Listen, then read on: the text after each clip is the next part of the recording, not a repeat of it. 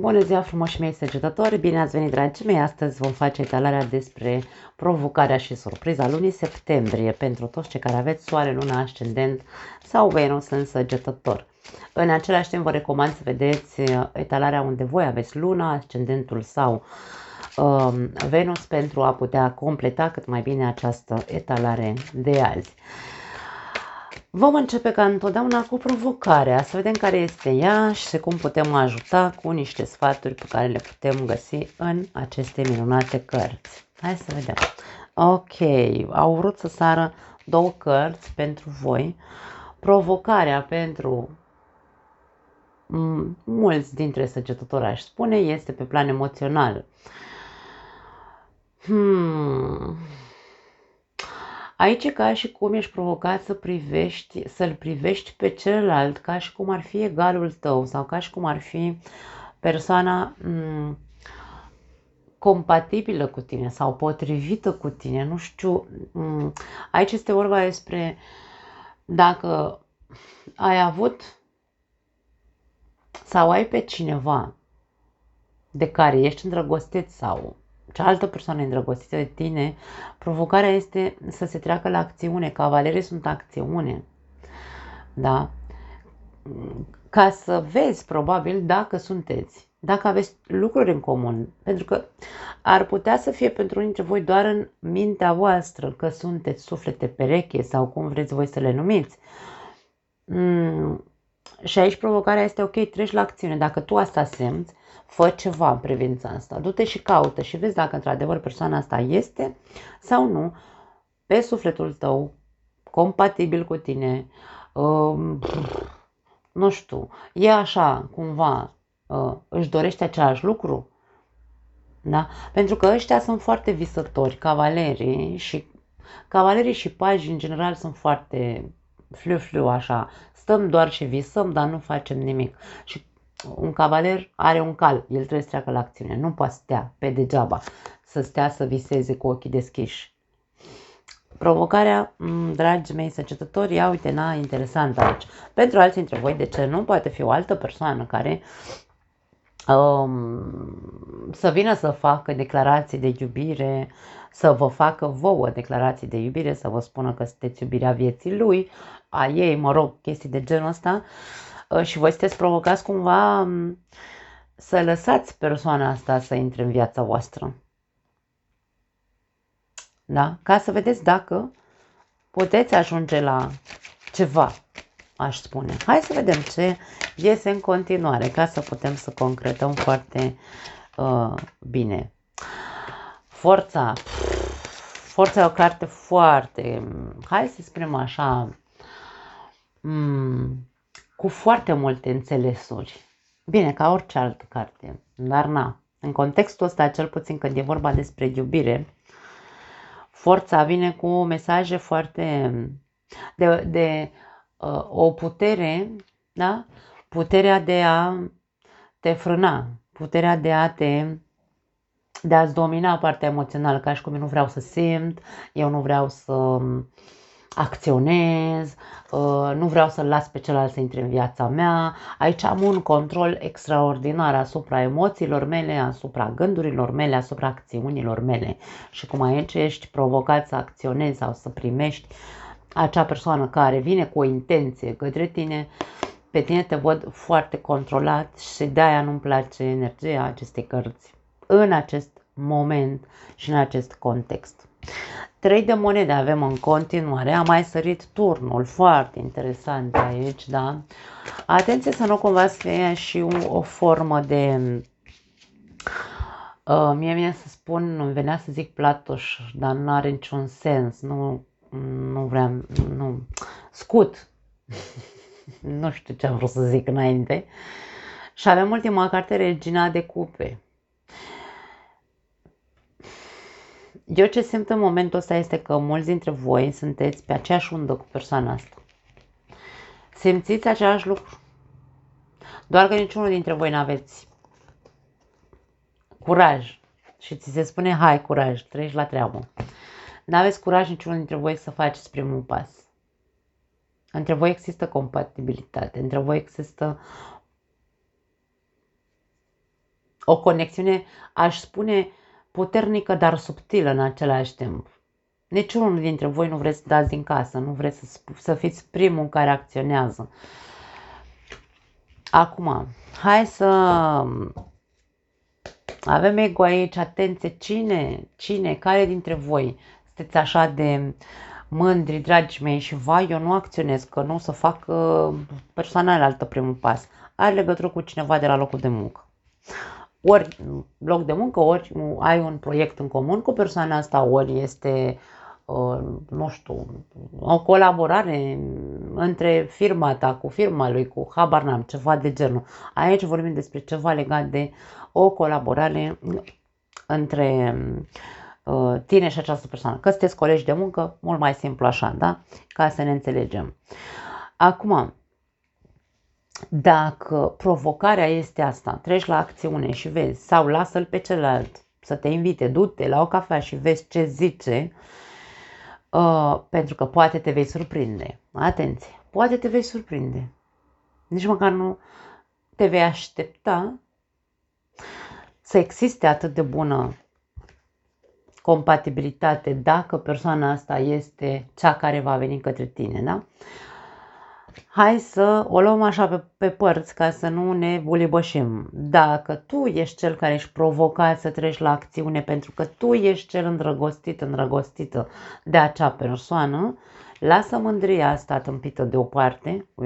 Foarte relevant, foarte tare aici. Lasă mândria asta tâmpită deoparte, aici îți zice asta.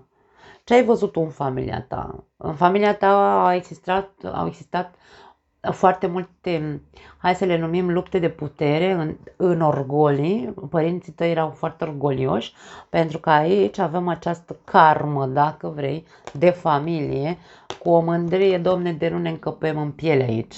Mare atenție la cei care vă regăsiți în acest context. Moartea zice,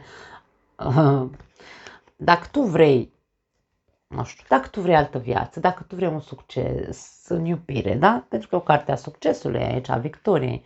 Dacă tu vrei să fii fericit și ești deja îndrăgostit de cineva, de ce, Doamne, iartă-mă? Care-i vrăjala aici? Care-i misterul? Rupe odată karma asta de familie, dacă părinții tăi erau la fel de orgolioși și se băteau cap în cap și niciunul nu vrea să facă primul pas către celălalt. Lasă mândria deoparte, treci la acțiune, du-te și stai de vorbă cu persoana aia, da? Nu te mai controla, nu-ți mai controla emoțiile, spune pur și simplu, refulează aici, ca și cum, dă, Domne, vomită și spune-i, băi omule, te iubesc, sau băi femeie, îmi place de tine de nu mai pot, hai, Doamne, iartă-mă că suntem colegi de muncă aici și tu mă dai pe mine peste cap, îmi dai viața peste cap că m-am îndrăgostit, nu știu, habar n-am zis ceva. Descarcă-te, aici e vorba de a nu mai controla, ci a te descărca. Pentru că o să stai așa vulnerabil, o să stai așa în cuibul tău, să stai să visezi toată viața la persoana asta fără să acționezi. Ți se cere curaj, prima carte, forța, curaj, găină că te tai și dacă ar fi să fii refuzat aici, care-i problema?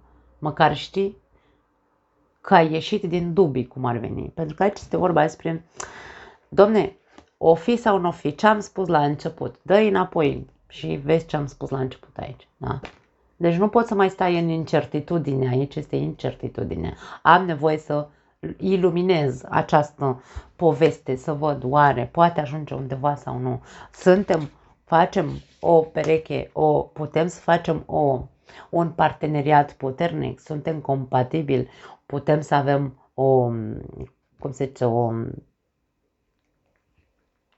să facem o echipă bună?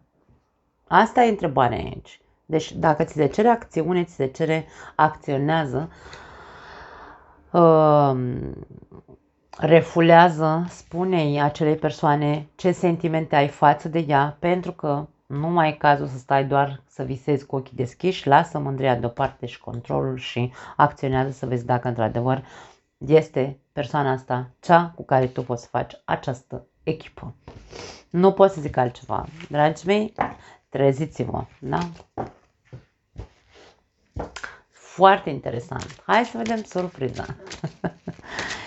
Surpriza pentru săgetător, tot două cărți avem, măi, la voie pentru din două în două.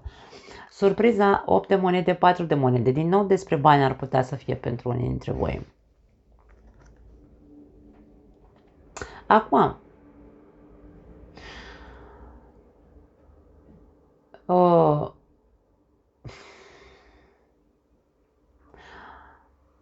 8 de monede este o carte a eforturilor și 4 de monede este o carte a refuzului. E ca și cum nu vreau să fac niciun efort pentru nimic și pentru nimeni.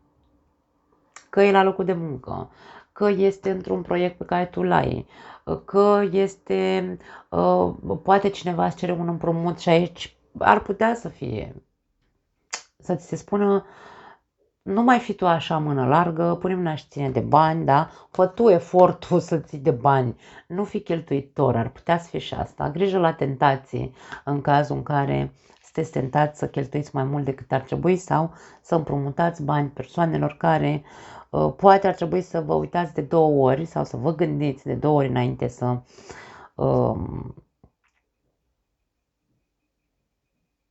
să faceți acest lucru.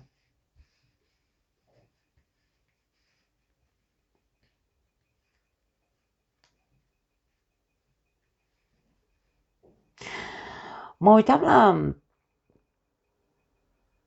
să văd dacă are vreo legătură între ce am văzut în provocare și ce văd în surpriză, pentru că la toate zodiile avem și conexiuni.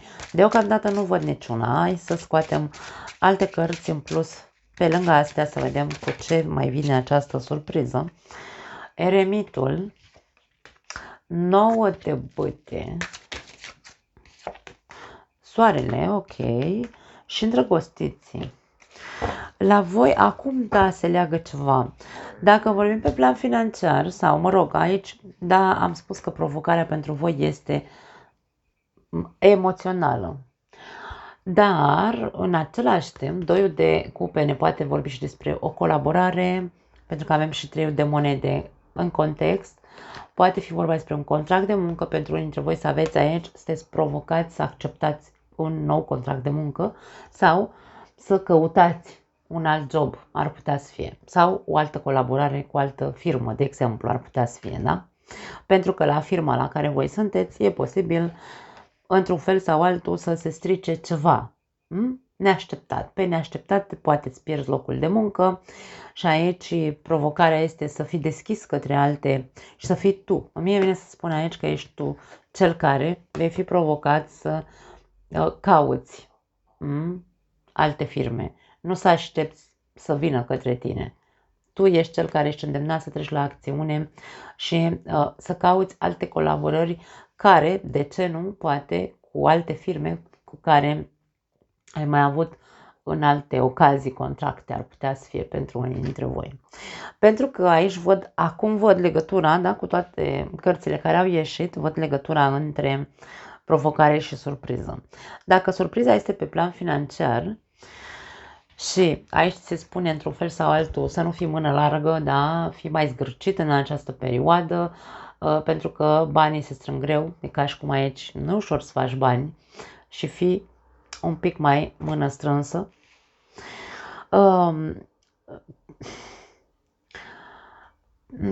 Surpriza asta nu neapărat îmi vine să spun că este una neplăcută, este una care are nevoie de o soluție înțeleaptă. Acum, o să mai spun o variantă și aici. Pe plan financiar rămânem încă în contextul finanțelor aici. Dacă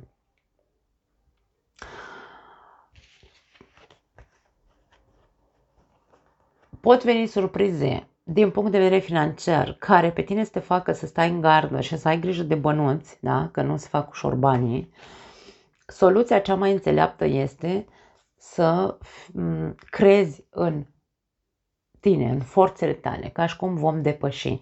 E ca și cum să-ți spui tu singur ție, hai că trecem și peste asta. Ok, a mai venit un hop în viața noastră, nu e nicio problemă, trecem și peste asta. Și aici să te agăți de această energie pură pe care tu o ai, a optimismului, orb, pentru că e ok să fie așa, Pentru că doar așa se schimbă lucrurile. Când suntem optimiști cu adevărat, da? Și credem în noi și suntem și înțelepți în același timp și spunem, ok, hai că putem și de data asta să trecem și peste hopul ăsta, da? Pentru că aici este vorba despre o răscruce, într-un fel sau altul. Pentru unii dintre voi e vorba despre partea financiară, job, legat de bani sau de stabilitatea financiară ar putea să fie, de locul de muncă aș spune. Ceva se zguduie, ceva se întâmplă la locul de muncă, nu neapărat că toți săgetătorii își vor pierde locul de muncă, dragii mei, nu. Turnul nu vine doar cu pierderi, vine cu trezire, vine cu, wow, acum văd că de fapt, uite, eu dau tot cea mai bună mine aici pentru firma asta și de fapt nu sunt apreciat, nu pot să cresc, nu pot să, da, deci poate fi și asta. Și atunci tu să fii, cum am zis aici, provocat să treci la acțiune și să-ți cauți în altă parte unde într-adevăr să fii apreciat, da, ca să înțelegeți ce vreau să zic. Dacă nu vorbim despre partea financiară și aici vorbim despre surpriza, poate fi pentru alții dintre voi, refuzul de a face o muncă cu tine însuți, pentru că aici avem închidere, într-un fel sau altul, da? Aici sunt foarte rigid. Eu stau aici cu... Nu vreau să mă schimb, domne, așa sunt eu, umil. Uite, eu stau bine cum sunt eu, mie îmi place de mine, poate să-mi zică oricine ce vrea, eu nu mă schimb. Și aici, surpriza vine că vei avea, într-un fel sau altul, hai să spunem așa, dacă provocarea pentru tine e pe plan emoțional, n-ai nicio șansă să rămâi închis în continuare. Vei fi obligat într-un fel sau altul să faci niște eforturi, să renunți la fixurile pe care le ai, la siguranța pe care tu ți-o oferi ție prin controlul despre care vorbeam înainte, controlul emoțional și așa mai departe. Da? Acum, eu văd aici o persoană în vârstă, adică nu mă refer la persoane de 70 de ani. Da, poate fi între, hai să spunem așa, ca context de vârstă, între 55 de ani și, hai să zicem, 70. Eremitul are o vârstă înaintată. E o persoană trecută prin viață, o persoană care nu a avut o viață foarte ușoară sau, cel puțin, el nu a ieșit din fixurile lui și viața lui a fost conform viziunii lui de tunel.